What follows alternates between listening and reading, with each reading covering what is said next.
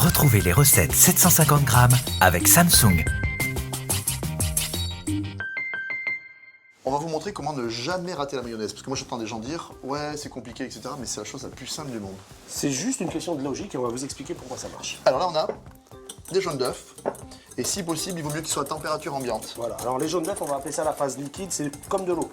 Vous allez voir, c'est important pour la suite. Alors vous les sortez une petite demi-heure, 1 heure du réfrigérateur. Il ne faut pas que les jaunes soient trop frais.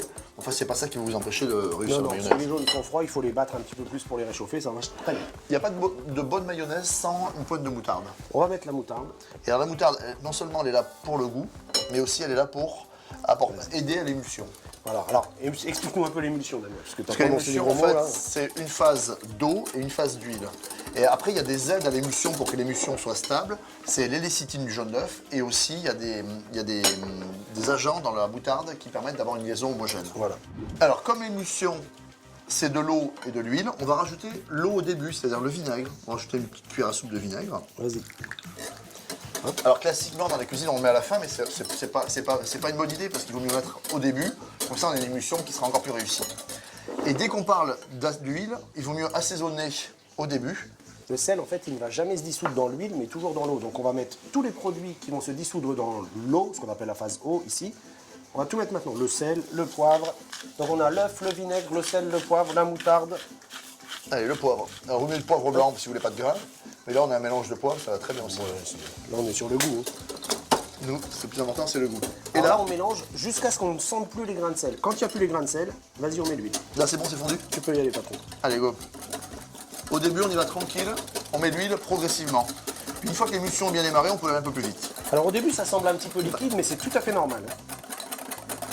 Et en fait il faut une certaine quantité d'huile par rapport à l'eau pour que l'émulsion soit vraiment bien ferme. Là elle est impeccable. Là c'est très bien. On peut même mettre encore un petit peu d'huile. Voilà, elle est terminée, elle est bien ferme. Maintenant, 5 petits conseils pour devenir le pro de la mayonnaise. Premier.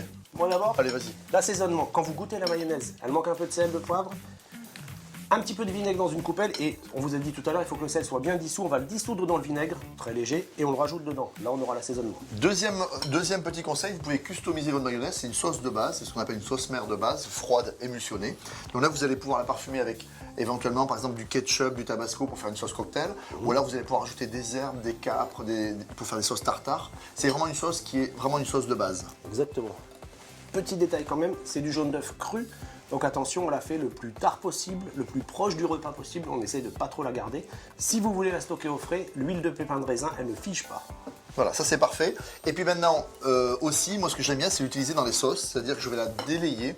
Par exemple, vous faites des moules marinières, vous récupérez le jus de moule, vous détendez votre mayonnaise pour la rendre liquide, et à partir de là, vous pouvez faire des salades, etc. C'est vraiment très gourmand. Ça va être bien n'importe quoi. Voilà. Et si vous avez raté votre mayonnaise, surtout ne la jetez pas.